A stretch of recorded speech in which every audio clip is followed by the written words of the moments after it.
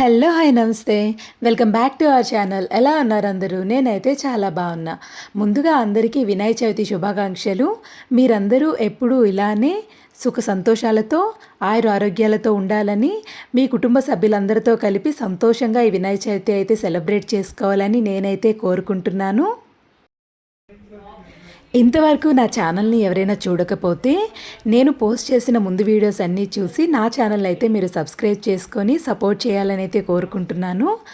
మేము వినాయక చవితికి ముందుగానే ప్లాన్ చేసుకున్నట్టు పువ్వులను అయితే తెచ్చుకొని వాటినైతే మేము దండలుగా కట్టుకున్నాం. ఇంకా వినాయక చవితి ముందు రోజు నైటే మేమందరం కలిసి డెకరేషన్ అయితే చేసుకున్నాం.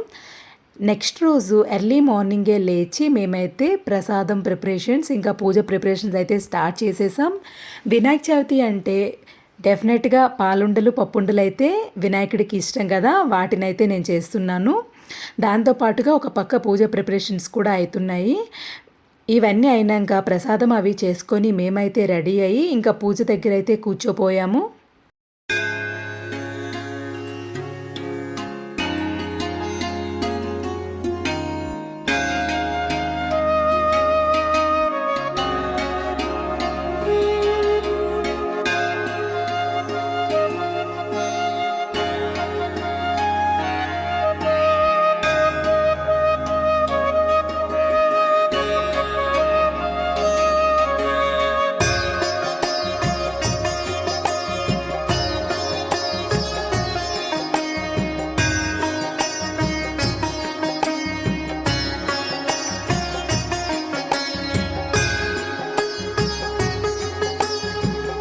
మా పూజ ఏర్పాట్లన్నీ అవ్వగానే మేమందరం అయితే పూజనైతే స్టార్ట్ చేసుకొని పూజలో కూర్చున్నాం. మొదటగా మా బావగారు మా హస్బెండ్ అయితే దీపం వెలిగించేశారు.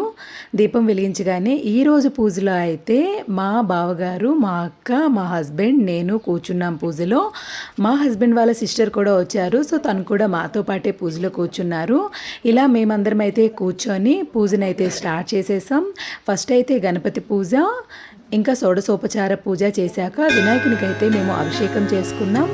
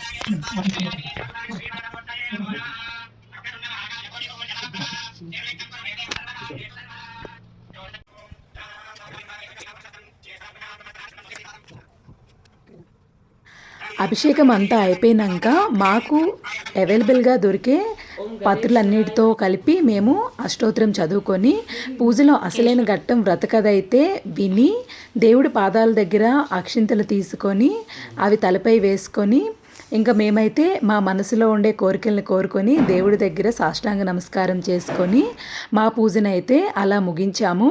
లాస్ట్ టైం మా పూజ బాగా జరిగింది. లాస్ట్ టైం లానే ఈసారి కూడా పూజ చాలా బాగా జరిగింది అనిపించింది నాకైతే. మీరు మీ పూజని ఎలా సెలబ్రేట్ చేసుకున్నారో నాతో కమెంట్ బాక్స్లో షేర్ చేసుకోండి. ఈ వీడియో కానీ మీకు నచ్చినట్లయితే please like, share and support. Thank you for watching this video. Bye bye.